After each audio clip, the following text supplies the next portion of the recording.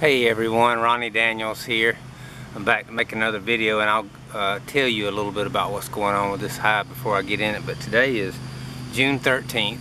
I went ahead and suited up to cut down on the time, and the bees have been a little testy here the last few days, but I think we have a nectar flow going. I see a lot of activity, so hopefully they won't be so mean. The hive today, what we're going to do is make a nuke out of a colony that's right here.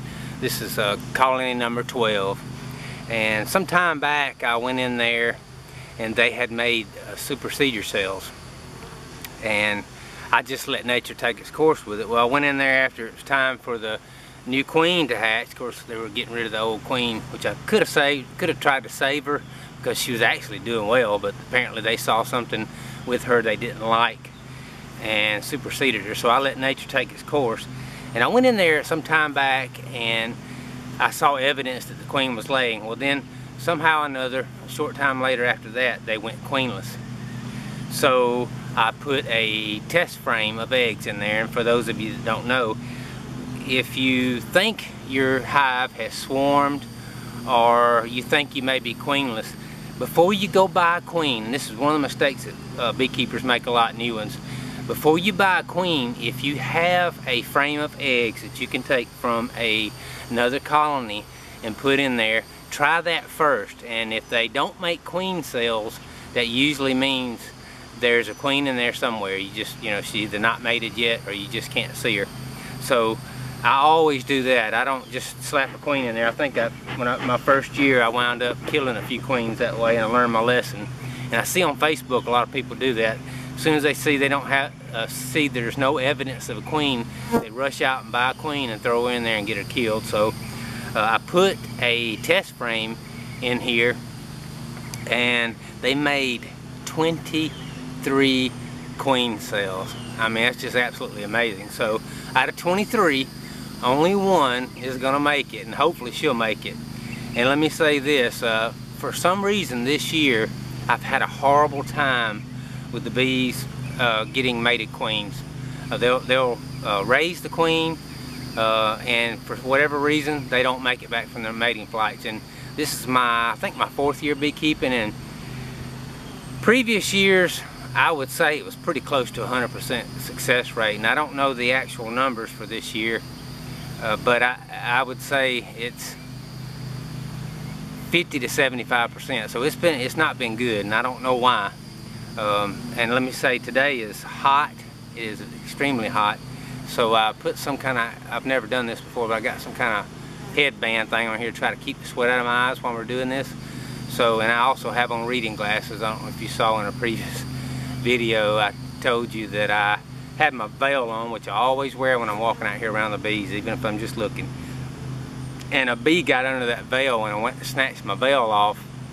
I broke my glasses, and then of course the pandemic hit, and have not been able to get new eyeglasses. But thankfully I have some coming Tuesday, so I'm looking forward to being able to see good. So right now I have on 3.0 reader glasses, as you can see from the label on there, and people make fun of me for that, but I'll leave the label on there because I've got so many pairs of reading glasses laying around. If the label will stay on there, at least I know I got the right strength on. So we'll go ahead and get in here. What we're going to do is, since there's 23 queen cells, if I remember correctly, they were on 2 different frames. So I can actually steal one of the frames of queen cells, move it to another place, and start a new colony.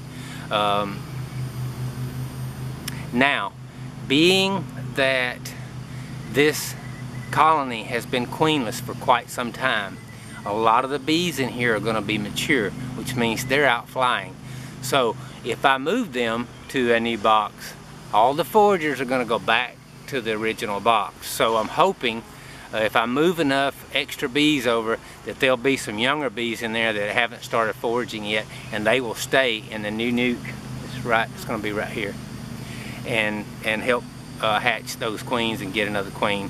And I was not going to do this, but since I've had such a horrible time with getting mated queens this year, I figured we'll go ahead and do it, because this one, out of the however many queen cells they're gonna have after today, may end up with the queen not getting made the way things have gone this year. And so this increases my chances of getting a mated queen. And if I have to, if one of them gets a queen, the other one doesn't, I will move it back. So we'll go ahead and dig in here. It's there's somebody cutting grass a little ways off, so I'm sure you hear some noise there. And it's been a little breezy, and I think that sometimes messes with the microphone, so I'm hoping you can hear me okay. And we'll go ahead and get in here and see if we can steal some queen cells and some queens and make a new.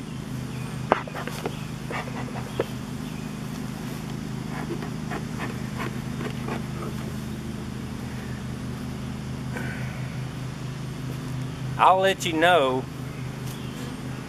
if they get testy. As you can see, I'm wearing shorts today, so if they get mean, I'll probably get tore up on the legs. I'm gonna adjust this camera a little bit. Y'all know I'm new to using a camera and making videos, so I want to try to make it where you can see me and see the colonies, the hive.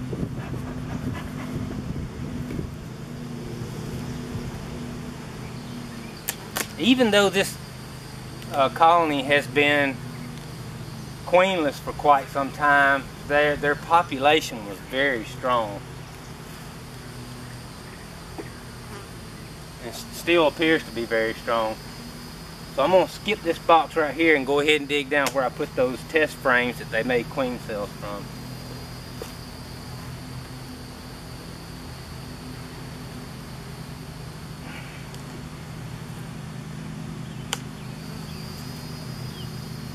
Oh, the test frame is on top. I have labeled here, and I'm not going to bring the camera over to show you, but I have labeled right here that this is a test frame. So let's take a look. I have it labeled. I'll pull it out and show it to you.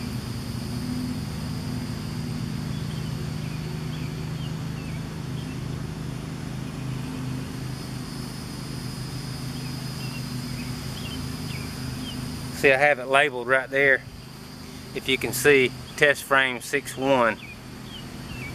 And we're not going to be able to make a split.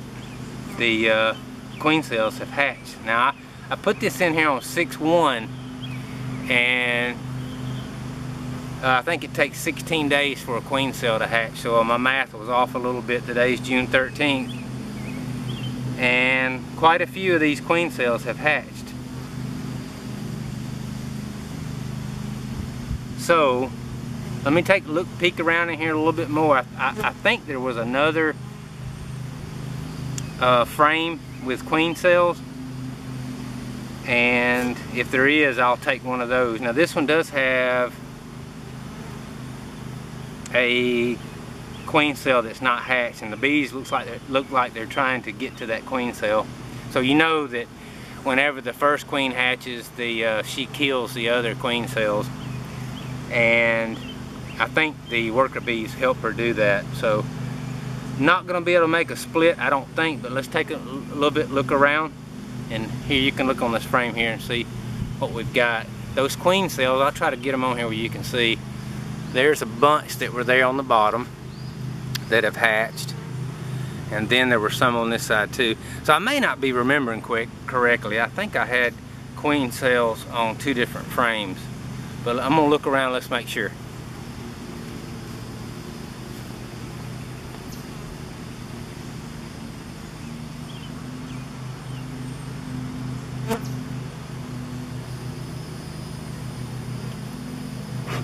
And the bees are being pretty gentle right now.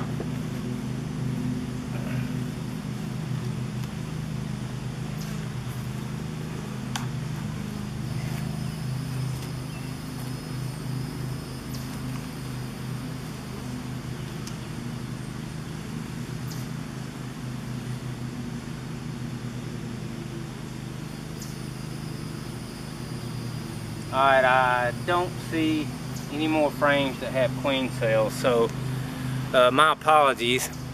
I'm not going to be able to make a split.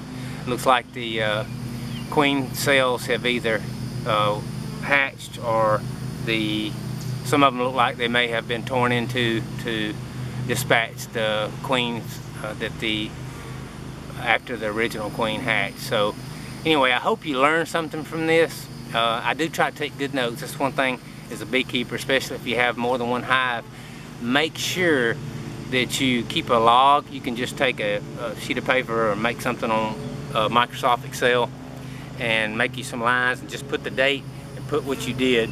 Another thing I started doing this year is when I put a frame like you saw on there, when I put that test frame in there, I took a Sharpie, which I keep right here in my bee jacket, and I write on there the date and what I was doing. Like if it's a test frame, I'll write test frame June 1, as you saw there. So anyway, that's going to end this video, and thanks for watching. I know there's a few people that have subscribed, and I've got a few friends that watch, and I appreciate you watching these videos, and I'll see you next time.